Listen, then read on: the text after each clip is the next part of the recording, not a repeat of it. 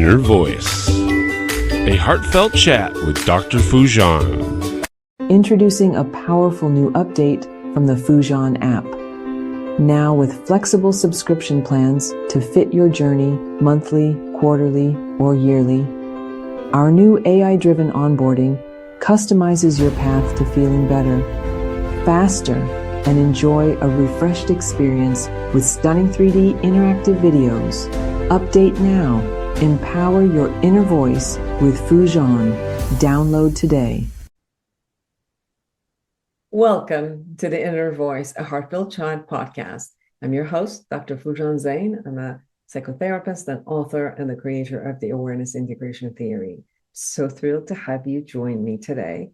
I promise you it's a very heartfelt conversation and a discussion. Today I speak with Katty Douraghy. She's an entrepreneur, she's an author, podcast host, and facilitator dedicated to fostering open conversations about loss, resilience, and hope. Now, through her work, Katty seeks to demystify grief and create a supportive space where individuals can process their loss without judgment or pressure to move on too quickly. As the author of The Butterfly Years, Katty shares her personal journey through grief and toward hope. Her follow-up project, The Butterfly Years Journal, is a 12-week guided journal designed to help others navigate through their own journey through grief using reflective prompts and explorations. In addition to her writing and speaking engagement, she's the president of the Artesian Creative, a recruitment and talent development agency with a focus on creative and marketing roles.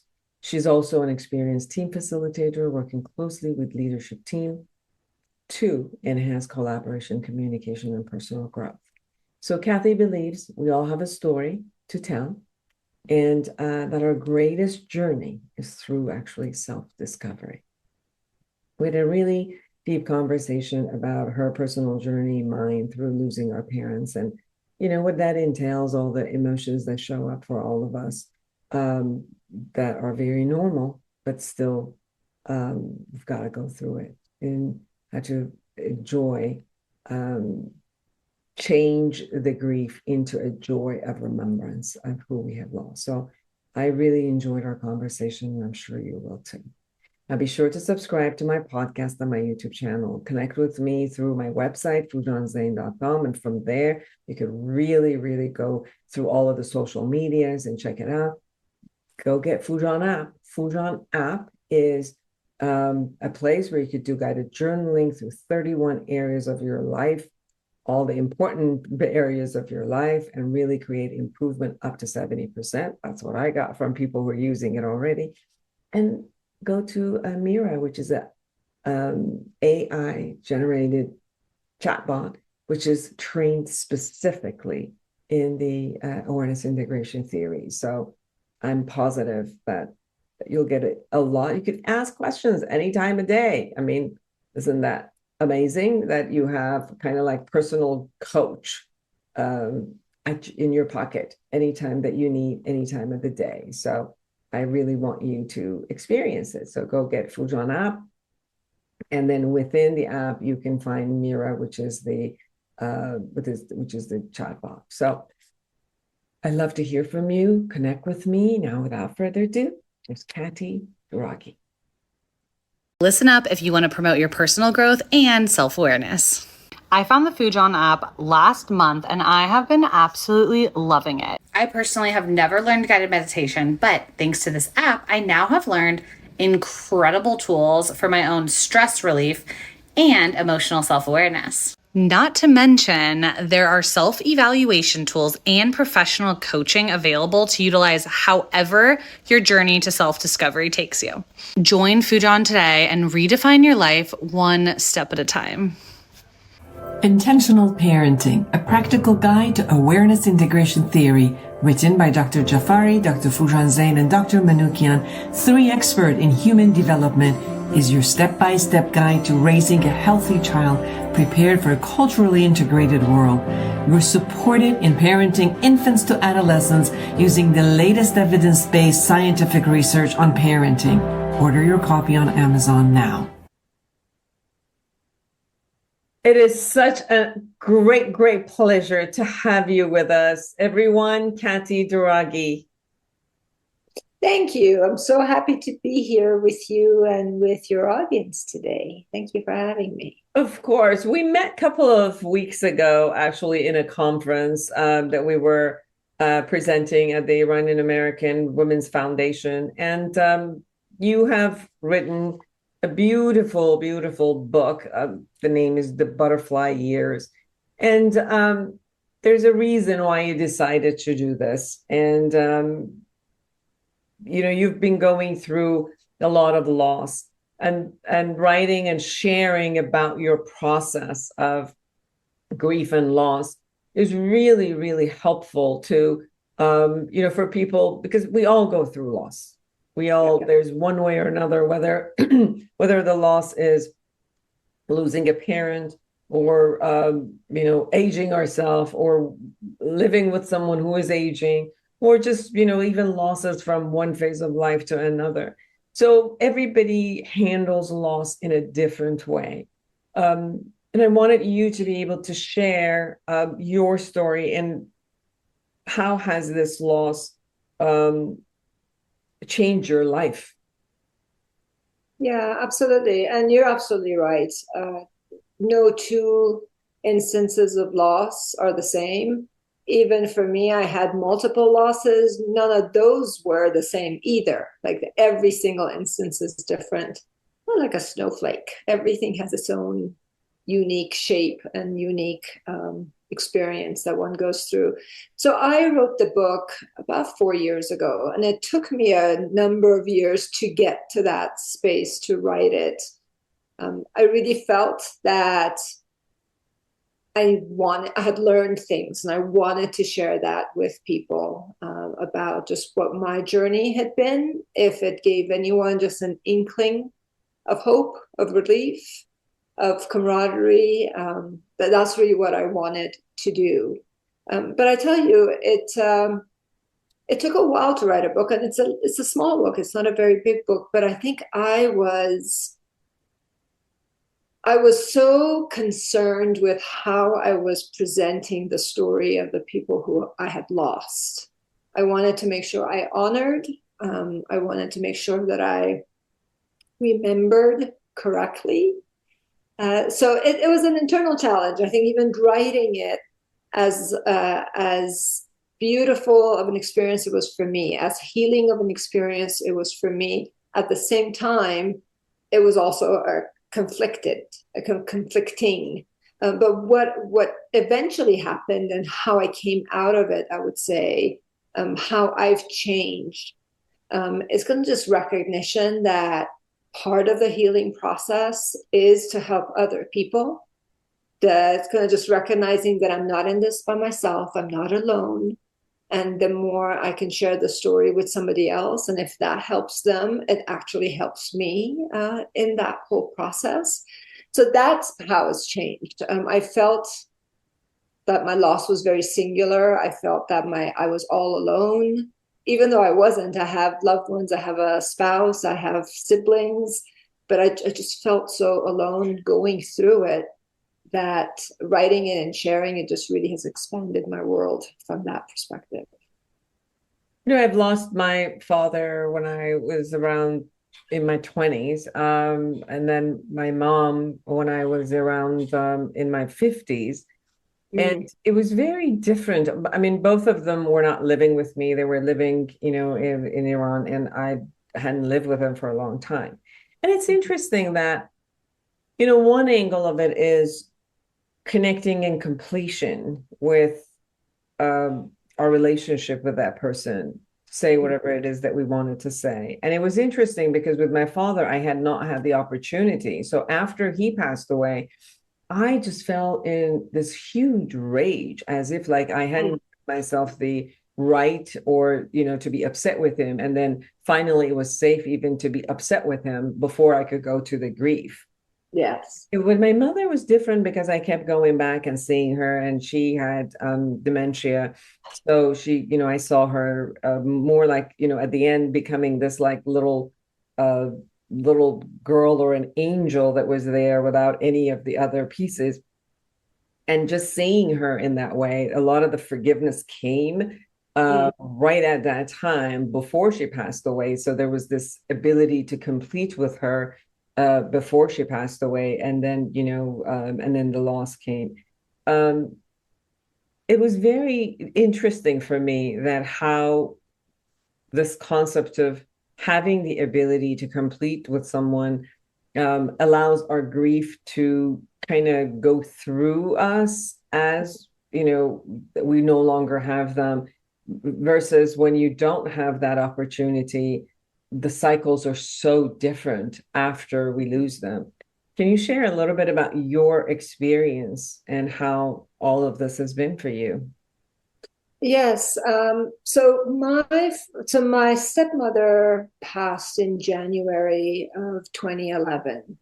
My father passed in February of 2011, and my mother passed away in April of 2011. So that 4-month period was I would say, a pretty deep emotional roller coaster. The interesting thing and the challenging thing at the same time is that my father had a Parkinson's disease. For a number of years, I actually couldn't speak to him. He was also in Iran. So all of my communication had been with my stepmother through that conversation. Like she was my connection to my dad. She would relay my messages to him, his messages to me. His voice had been impacted, so he really couldn't be on the phone and speak. So it had been a number of months since I had heard from her. But at that same time, I was with my mom, who had lung cancer, and she'd been going through that for a number of years. And I knew her time was very short. I knew that her cancer had spread. All my energy, all my thoughts, all my time was with her. So when I found out that my stepmother had passed away, and subsequently my father had passed away, like the amount of guilt that came to that, like it was an unfinished conversation for sure. But also I didn't even know. Like that's like I kept saying to myself, like, how did I not know? Right? Like that. And I think we put so much judgment on ourselves. Of course, I didn't know, right? Like, first of all, I was so caught up with whatever was happening with my mom. But like, I think that's the context with which we examine things and we look at ourselves and we pass judgments on ourselves. So that's that story. That definitely was an unfinished story. But I think in some ways, because of the distance, because I was here in the US, my dad was in Iran, and I hadn't spoken to him in some time, I think I came to terms with that a little bit easier once I got over the guilt. With my mom, she had been intubated the last week of her life. And as her person, as her trustee, as a person who was responsible for her advance directive, it had been my responsibility to finally make that decision for her after some time had passed, to take her off of life support. But because she had been intubated, she couldn't really speak. And the last couple of days, she kind of just fell into a coma. So I felt like, you know what, there was so much I wanted to say to her, so much I wanted her to say to me. Like, what if she had changed her mind? Like, right? Well, what if she didn't want to be on? Like, but we never had that conversation. So with her, it was a different journey in that I was physically present with her, but I still couldn't speak to her. But I have to also say something that I hadn't noticed or recognized at the time. But boy, what a gift it is. And this always makes me emotional, but what a gift it is to be the witness as someone takes their last breath. What a gift it is to be there with them so that they're not alone, and recognize how much trust they had in you to make that decision for them. Boy, like I've sat with that for a number of years. and like at the time I didn't even know there was such a thing as a death doula, that there's people who do this. And I was like, oh, that's such a gift that I was able to be present with her and be present for her, and make a decision for her because she couldn't do it anymore. So that took a while to get to that point. But you shared something, and through your conversation, this came up for me, that one of the strongest emotion that also shows up for many, many people, regardless of how much they've given service to their family or to think that they've never done anything wrong, is the emotion of guilt. mm-hmm.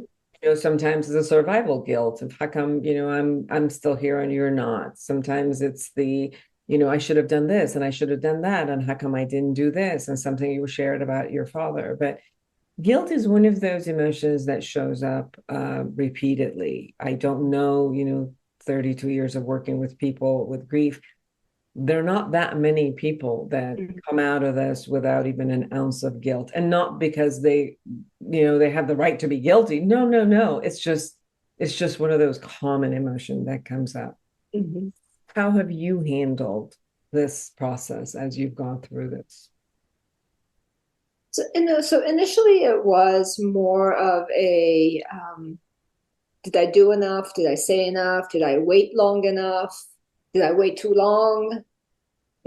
She was very clear about not wanting to be on any kind of life support, and I waited a week.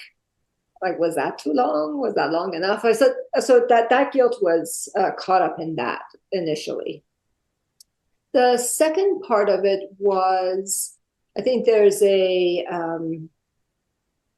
judgment around that particular disease, especially if the patient was a smoker. So I think and I don't think I did enough to defend her. So I had that guilt. But over time, I think I've recognized that a lot of guilt comes with regrets. Like if there's no regret, sometimes there's no guilt around it. But so I had a lot of regret. That's where the guilt came from. But I also recognize that I had regrets because these were important components to me, to my values, to my beliefs, to being there for someone, for the sense of responsibility I have. And I just didn't feel that maybe at the time I had stepped into that responsibility as strongly as I could have. I know time is a beautiful healer, a beautiful friend. So in time, I've worked through that. I think journaling helped a lot. Meditation helped a lot. Being with nature helped a lot. But at the time, it just didn't feel like it. So anyone who's thinking about it, feeling it, just be kind to yourself. I think is the thing that I learned the hard way. Yes. And I've also sensed guilt as a part of that kind of bargaining for us, so that possibly things could be different than it is. So we keep going and saying, maybe if I should have done that, like you said, Yes. if, and the if is, it's almost like not wanting to accept what's going on and coming up with all these other alternatives, that if any of those were there, the alternatives will be there. And I think partly what time does is you can do as much as bargaining you want, but ultimately you got to accept the fact that it is what it is. And I think we shift out of that. Mm-hmm. But I also see the time of grief, or time with anything, as if, like, you could hold an empty bottle with no top, and all time does to it is more dirt in it. Or you could have an amazing wine and, kept in an appropriate place, and, time will just give it more body and more flavor. So it really matters also what we do in time. So I like what you said, if I can recognize that part of this guilt is part of the bargaining, or recognize that there are things that I said, I have remorse that I should have done that I didn't, or that I did that I shouldn't have done, either or, way. And how to forgive myself, for whatever I did, because at that time, maybe I didn't know better. Maybe that's all the alternative that I, could have at the moment. So, having that compassion for ourselves through this time really helps, because if you're just badgering yourself, now you have the grief, you have the loss, you have the sadness of that, and then you're also putting a lot of anger on yourself, which is possibly just useless at that moment. Like if I could learn something out of these bargaining and say, okay, I will take this learning and now support myself in my relationships that I have today. So if I felt like I didn't say enough I love yous, if I didn't take care of some things, that okay, now I can learn that. And possibly if I have a mate, or I have children, I have friends and family around me, and how can I bring that into my life for the future? And then after that, to kind of like allow yourself to forgive yourself and move ahead. Yeah, very, very true. There's big lessons in that, big lessons in loss. So if we don't remember those lessons, I think we're apt to repeat some of those mistakes. So like really taking that to heart, it's so important. Mm-hmm. Yeah. You also have shared about a way of remembrance of someone, which can allow that remembrance to be pleasurable. Sometimes obviously at the beginning, every time we have a remembrance, a memory of something, of a episode that we were with a loved one, sadness shows up, remorse, anger, shame, any of those emotions come up. And then it's like, how can we, in time, whenever the time is there, to be able to have that transform to a place of beauty where we hold the best of them in our heart and we give the best of them to them. So what do you think on that? How have you transformed this for yourself? Well, I think it's, for me anyway, it's been paramount to have those opportunities for remembrance, and also opportunities to finish some of those conversations and continue some of those conversations that I didn't feel like I had time to complete. So two key things are part of my, I would say, rituals. One of them I came about because I saw this quote. Funnily enough, I went to the museum to see the King Tut exhibit in LA some years ago, and there was this beautiful quote, go in gold, like in gold leaf on this big, beautiful black wall. And it said that it was a quote from the Egyptian Book of the Dead. And it said that people die twice, once when they're physically dead, and the second time when people stop saying their name. So that just really hit me. And that was actually an impetus for wanting to write the book, because I don't have children. So as I kept thinking about legacy and who's going to say my mom's name, who's going to say my dad's name, the book was one way of making sure that it was out there. Whomever read that book would say their name out loud and would conjure them up for a moment, right? So that was the impetus, the first thing. So I've made it a point that anytime I talk about my mom, I say her name. Her name is Mahshid, which in Farsi translates to the moon's rays, which led to a second remembrance and ritual that I have. So every time I see the moon, thankfully I see it quite a few nights, I look up the moon, I say hi to her. When it's a full moon, I actually like have a conversation with her about whatever's going on with me at the time, or if I'm stuck and I need her counsel, just to talk to her. So I have many of these little rituals throughout. I celebrate is, I think, the thing that I've walked away with in all these years. I even have a word that I use. I call it an anniversary. So whether it's their birthday or it's their anniversary or the anniversary of their passing, I call it an anniversary. I like to honor, I like to remember, I like to talk about and then celebrate. Because they were amazing people. I want to celebrate them. And also celebrating them within us, right? So because there's so many of our characters, there's so many things. Like I look at myself in the mirror sometimes, and I have this way of looking that is just like, that's my mom. Yep. Yeah. Oh, Foojan is here. He just showed up, like in my things the way that I did that. Or there's sentences that I say, and I'm like, that's it. She's just, she just shared that with me because those are the sentences and the tone of voice that, she had. Or, with my dad, there are particular memories or particular things that show up every day in my life. And I'm like, there he goes. There he is. So it's also that, remembrance of how they're always somehow here within us, in our behaviors, in the way that we've integrated them into our life and into our personality, right? So the honoring them can continue from that realm and moving forward.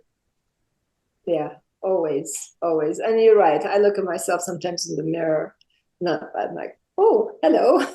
I didn't realize that. I've always been told that I look like her. I look like my mom.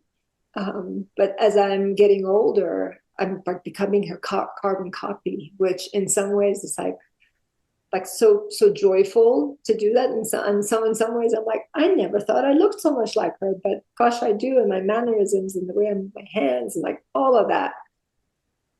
Yeah. And a mini math sheet. So everyone, get this book, The Butterfly Years, A Journey Through Grief Toward Hope. Katty, there's also the symbolization that you talked about that, even the concept of butterfly is a symbolization, but there's also the symbolization of, you shared, like, I associate now my mom with the moon. So there's also association of, some people put the person's pictures all around, or they hold something, that they had, a piece of clothing or jewelry or something that they had, which is, we put that association to whatever item it is so that we could keep them with us. So a lot of the moving from the grief to the hope is shifting from a loss to actually looking at the gain, like how much they can be in our life every day. It was interesting because when my mom was alive, I wasn't thinking of her every day, or, even the times where I had to call, I was like, oh my God, I have to call her. It was almost like, she was an afterthought. But it was interesting that after her passing away, she keeps coming, her thought keeps coming to me. The remembrance are constantly there because now I have associated her into so many of the daily activities. Mm-hmm. So it's part of the concept of the grief moving into hope is how we choose to continue holding them in our memory and having them be a part of us. Yes, absolutely. Absolutely. We don't have a choice. Mm-hmm. Right? Like, we are continuing to live. I've taken it upon myself to live not for me only, but for those who cannot live for themselves anymore. So like that's a commitment. That's a responsibility. That's what has given me hope, to just know that, what, the sun comes up the next day. Even though at the time I thought my world was over, I was actually really surprised and angry that the sun came out. I was like, why is the sun rising? Like, it's so dark inside. But that nature was, I think, a big teacher in terms of there is a cycle of life. Everything is cyclical. Everything has a rebirth and a regrowth and a death, and a rebirth and a regrowth and a death. So like that's what hope is. It kind of germinated and came alive.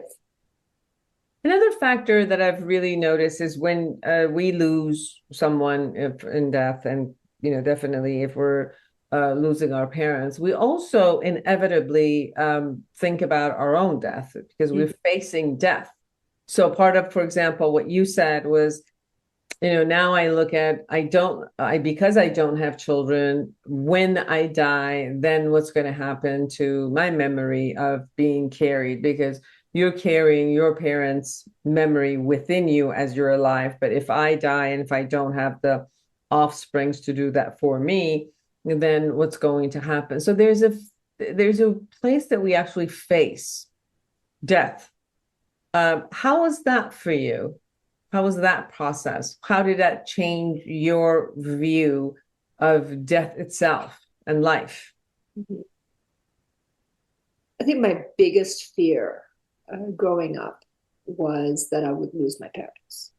Like that to me was a thing that scared me the most. Ever since I was a little kid, like that's the thing that just scared that frightened me. But it happened, and it happened within 4 months of each other, and it happened when I was in my mid 40s. Even then, I felt like I had just like turned into a little kid.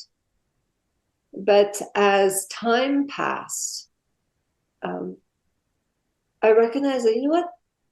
I think it hasn't changed.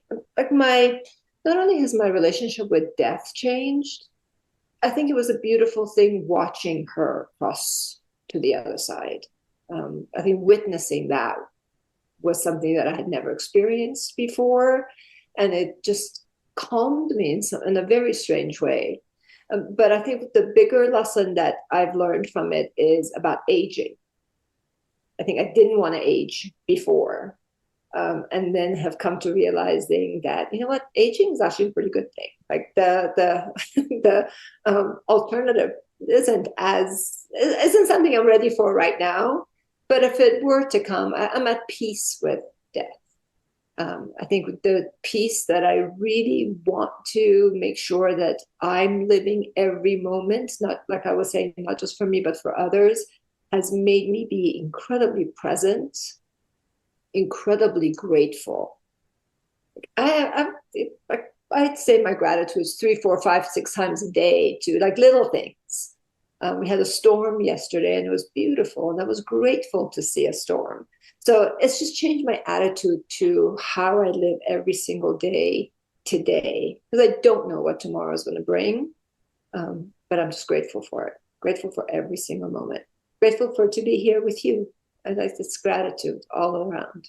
Yes, I think that it brings a level of deeper acceptance for life as is when we actually face the death. So it's like, all right, well, that's always available.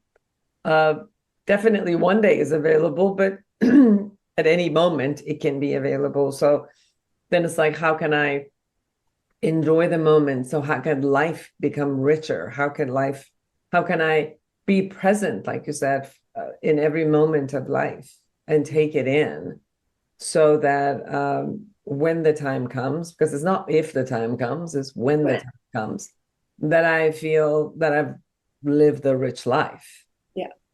And I think that's hope, right? That's hope. Hope is knowing you'll stumble, knowing you'll fall, knowing you'll bruise your knees, but you get up, you dust off, and you continue going. And maybe you'll stumble again, and that's okay. You'll just get up. It's having the fortitude to get up and just look around and say, okay, I'm okay. I'll continue going. That has been what has sprung hope for me. So you're absolutely right. There's also this experience that I had, and I'm just sharing it and see what your take on it is. Losing parents are very different than losing others. Mm-hmm. My experience was that until I had parents, there was a part of me that remained a child, which wanted to be taken care of. And then if for any reason couldn't be taken care of, I would still hold that expectation. And part of that expectation partially could even bring resentment. How come I'm not being taken care of, right? Because regardless of my age, or even needing to be taken care of or not, the role of a parent and a child remains as the child expects the parent to always be there. And I think when both my parents passed away, suddenly there was like this forced adulthood, forced individuation, and again, I mean, I did not live with them even from the age of 12. So there was always this kind of like, how come I don't have them? And then when they weren't there, suddenly this kind of like, okay, you can't even have that expectation anymore. So let it go. And you got to only rely on you. And although in action I had relied on me and gained a lot of strength, but even that illusion of it inside went away. And I kind of like internally, I became an adult. I mean, obviously, age-wise I was, but internally something changed, which is no more excuses. Mhm. You're the only one who you can rely on any angle. And there was such a growth in that process. Mhm. How was your experience? Oh, I agree with you so much. Thank you for saying it. I felt when both my parents were gone, I think there's a term, adult orphan. Like I felt there was no one but me. And of course I have loved ones and other family members, but you're absolutely right. When my parents were gone, they were the two that no matter what I did, they were always there. I always felt like there was this support behind me no matter what. Even though my father was in Iran, as I mentioned, and my mom had been dealing with her own things for a number of years. The moment they were gone, it was the moment that I came out of that cocoon. Like, even though that whole pain was in that, or in that chrysalis, I should say. So part of the butterfly metaphor is the transformation from grief to hope. Part of that butterfly metaphor is coming out of the darkness of the chrysalis. But part of it is just spreading my wings and just finally growing up. So at the age of 45, I think is when I finally became an adult. 100%. 100%. Kathy, there's also, go ahead. You were going to say. No, I was saying thank you for saying that. There's also this factor that we see a lot more with people having having their family or their parents go through dementia and Alzheimer's. And I think that's a very different feel than when you have a parent who's aging, but they have their character, their personality, they're still relating to you, although they might also be in pain or have different type of, illnesses that they're living through.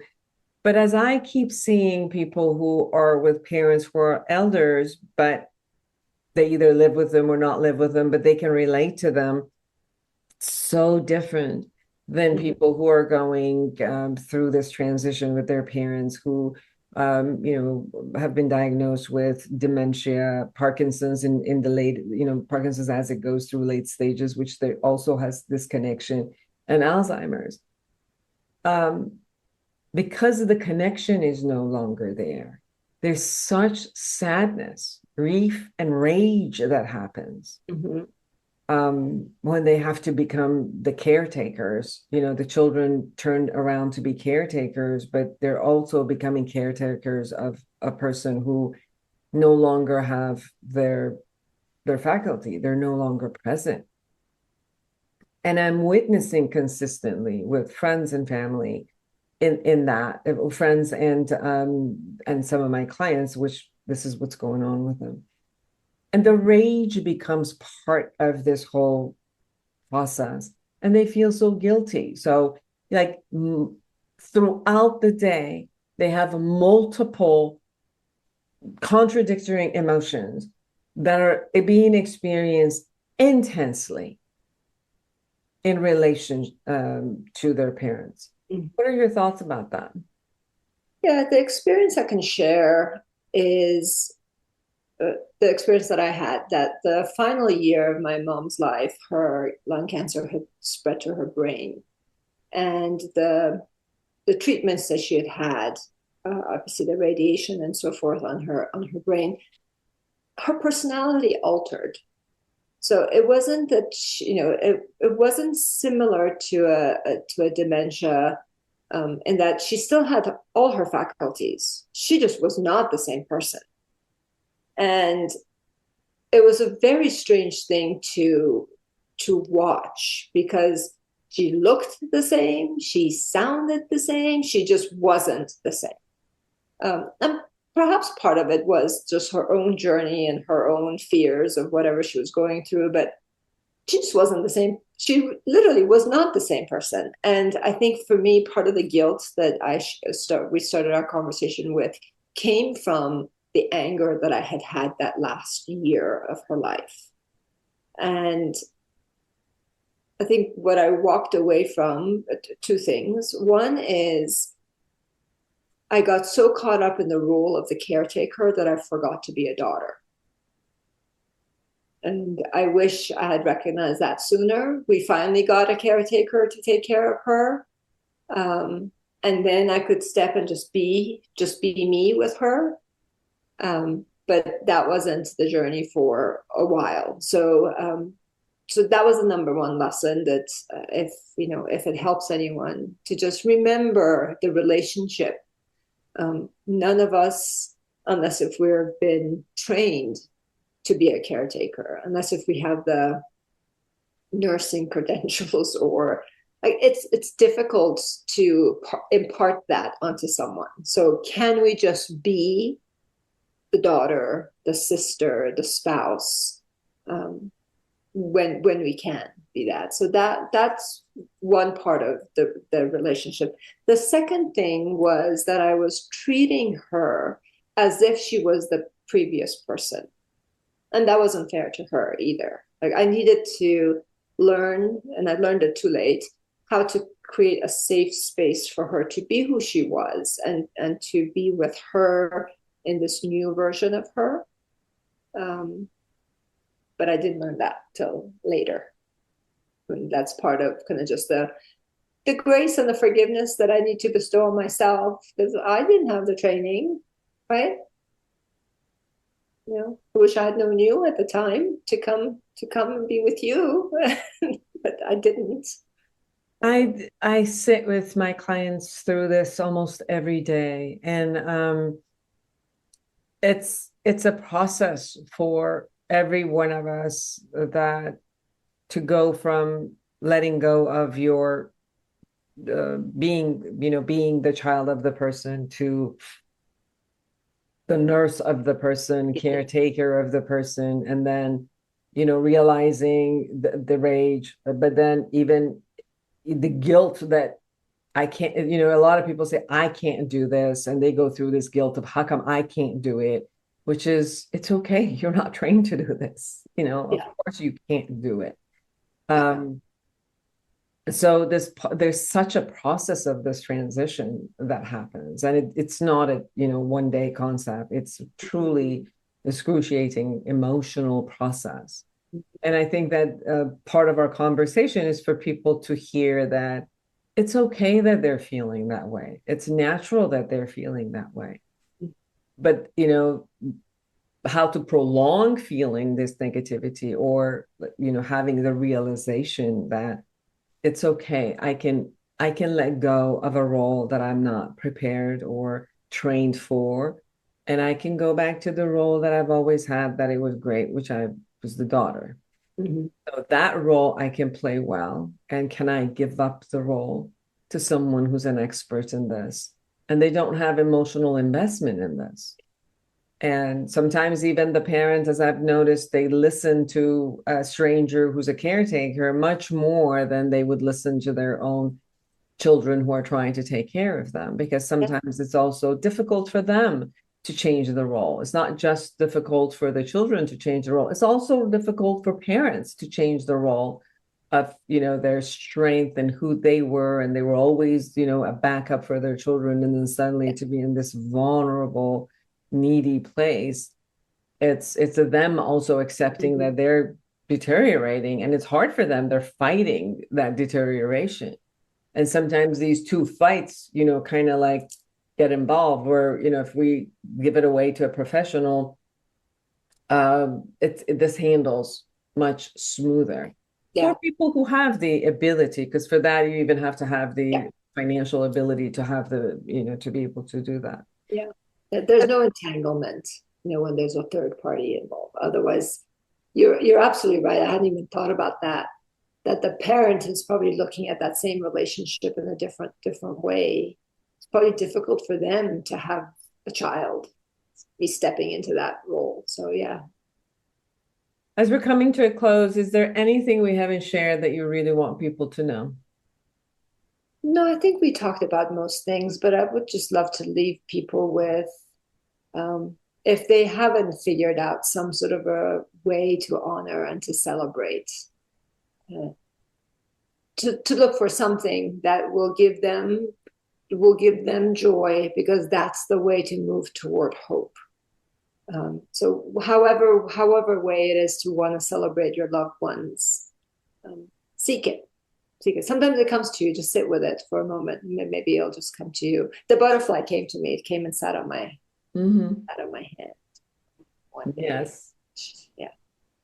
And you also have the edition, which is a companion.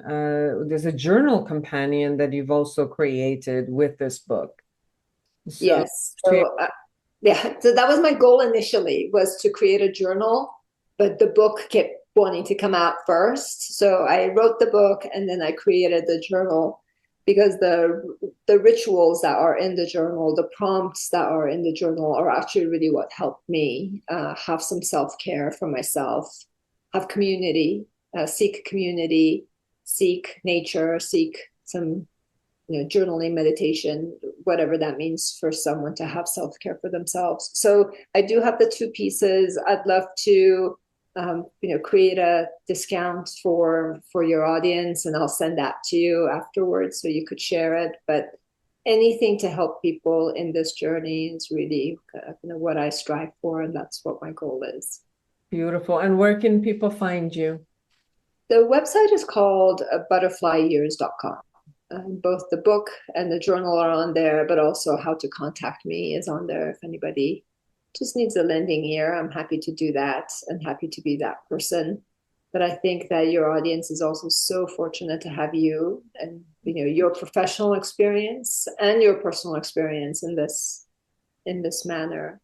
That's one thing that I regret not having done earlier, is to seek professional support.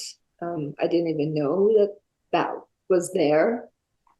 So the fact that that's your expertise, if somebody can't do it for themselves, really seek that out. It's probably my last parting words to everybody is seek support, seek help.